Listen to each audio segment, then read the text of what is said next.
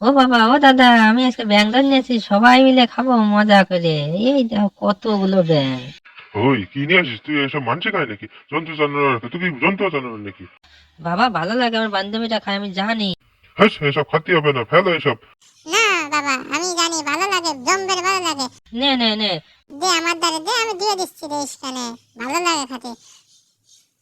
ওরে তুই যা, চান করে আমি জল ভরে দিয়ে দিয়ে দিচ্ছি, তুই এসে রানিস খানে। জামা প্যান্ট পরে আয়।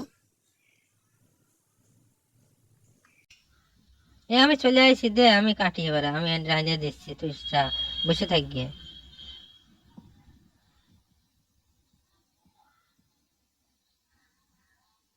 এবার দেখো সবাই তোমরা কি কি দিয়ে বানাই। মাখাবা ভালো করে এগুলো সবগুলো দিয়ে। তারপরে এই একটু দিয়ে উনুনের মধ্যে দিবা, ঢুকিয়ে মোট বক বকা দিবা তেল ঢালিয়ে। তারপরে ঝাঁঝরি দিয়ে দিবা চুবোয়ে তেলের মধ্যে, দেখবো সেই চচ্চড়ে উঠবে।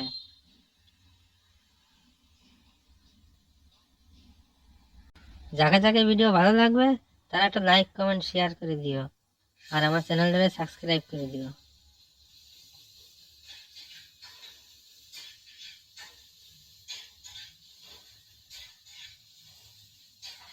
তোমরা দেখো এবার কি কি দিয়ে আমি রাঁধি, যদি কেউ বলতে পারো কমেন্টে এসে বলো, তাহলে তাদের আমি ব্যাঙের মাংস খাওয়াবো।